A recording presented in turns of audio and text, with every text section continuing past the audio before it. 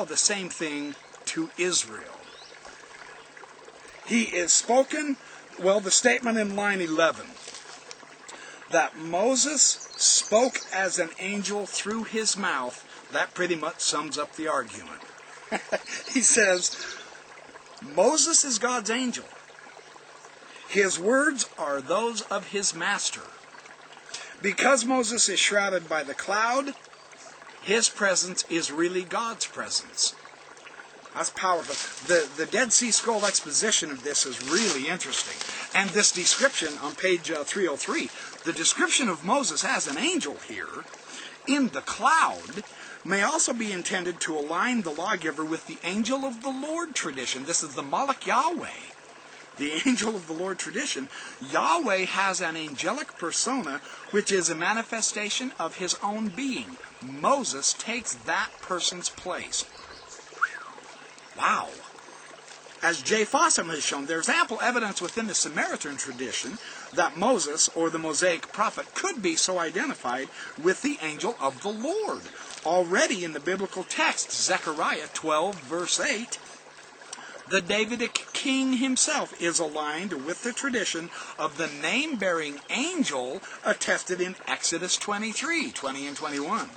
In this case, the people in the Dead Sea Scroll fragment will be like Gideon, who saw the angel of the Lord face to face. Judges 6:22. So this tradition really ties in well the many different themes and strands in ancient Israel about the deification of man, the angel of the Lord tradition, and Moses and Gideon and the king, the Davidic king. All of them have been exalted. This is the glory of God.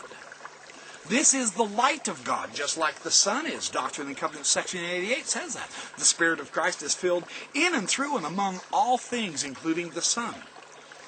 All things, even the leaves on these plants, the rock I'm sitting on, the camera I'm videoing this video with. In Samaritan texts, Moses is known as the immutable standing one. In the Samaritan and the rabbinic traditions, this standing posture is generally indicative of the angelic life. So pay attention to the language when they talk about sitting or standing, so on and so forth. Even those are clues to this theme. Standing before God is participating in the angelic life. In the Council of the Gods theme, standing before the gods is participating in the council, as Isaiah did, as Micaiah did, as Ezekiel did. I mean, it's huge in the Old Testament. It really is something else. Now, on page 305, Fletcher Lewis notes that the Qumran text would confirm Fossum's contention that here as elsewhere, Philo, Samaritan theology, and early Gnostic thought derives from an older, quote, orthodox, unquote, Jewish milieu, in which Moses is regarded as an angelic or a divine being. So now we're bringing in some of the Judaism and early Christian Philo and the Samaritan theology, as well as the Gnostic traditions. So this is an overarching theme in large part all throughout the ancient Near East, especially in Second Temple Judaism. According to Josephus, the Essenes held Moses in very high esteem indeed, and they really did. They judged any slander against Moses as blasphemy, and that was punishable by death. This is big stuff. You do not blaspheme the lawgiver who has the glory of God on him. You see, that's fascinating there. It is easy to appreciate that if Moses is regarded as an Elohim, which he is, and it uses the Hebrew word, and a Malach, slandering him might be tantamount to blasphemy. That's perfectly understandable in Second Temple Judaism. As we've seen in the pre-Qumran materials such as Sirach and Jubilees, the priesthood figures prominently as the angelomorphic bearer of God's glory. Inasmuch as the priesthood represents the people, And at Qumran, it is the people themselves who are the bearers of God's glory. This is 4Q504 in the Qumran text. So we have the priesthood as a group, the priesthood as an individual, either Moses or Levi or Aaron or whoever, as recorded in Sirach and Jubilees. This priesthood, bearing God's glory, should be intensified in those who mediate between God and man. And there's the Moses-Aaron situation. And it is because this priest, the great high priest in the temple era, he was represented as the divine warrior. Oh, there's a bee. Come on, get away from the camera. I love the bees. They're awesome creatures. Deborah was the bee. Anyway, the priest acts as the divine warrior in Sirach 45, 7, and 8. He is taken up by Moses in the Dead Sea fragment 4Q 374 at Qumran. The theme of glory in both Sirach and Jubilees recurs in the anthropology of the words of the heavenly lights. In particular, the way in which the creation of Adam is fused with the vision of God's anthropomorphic form in Ezekiel chapter 1, verses 26 and 28. This has an important precursor in Sirach 50, verse 7. Here in Sirach, the high priest is described in terms of Ezekiel 1:28. You see how it all ties in. This is so fascinating.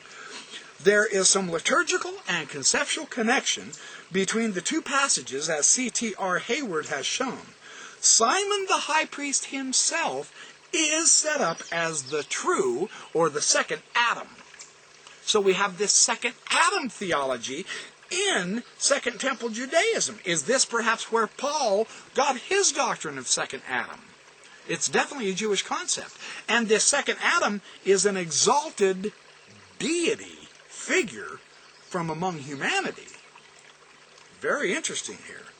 This second Adam bears the beauty, that is the glory of the first Adam, because Adam was created after the image of God with his glory.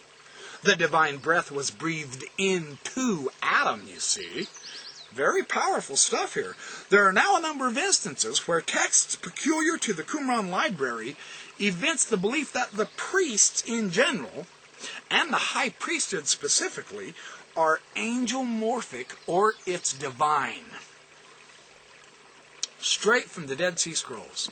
Fascinating how it reflects back onto the meaning of the actual Torah, the Nevi'im, the writings, the prophets, the Ketuvim, the writings, so on and so forth. It's very important theme here. 4Q511, another Dead Sea Scroll manuscript. This is the Songs of the Sage. It's fragment 35. Describes the community's priesthood as the holiest of the holy ones. They're being separated by God in order to be an everlasting sanctuary, he says. This is on page 306 of Fletcher Lewis. As such, they shall be priests, his righteous people, his hosts, his servants, the angels of his glory. They are specifically equated that way. Once more, the language is doxological. To call the human priesthood God's host, remember the very famous phrase, Yahweh Sabaoth, he is the God of hosts, you see. Very interesting. To call the human priesthood God's hosts, that body of heavenly beings that accompanies the divine warrior, is to generalize from the characterization of Aaron as the divine warrior in Sirach, to generalize to the priesthood of all of the people. So one, the mediator, Aaron, Levi, Simon, Moses, whoever it is, the king or the high priest. You can take that specific instance, and it's meant to be generalized throughout the entire group of the Israelites. This divinization, this angelomorphic acquiring of God's glory. That's the goal according to the Dead Sea Scrolls, according to the Old Testament, and certainly according to Mormonism. We're right on par here with this. This is fascinating stuff.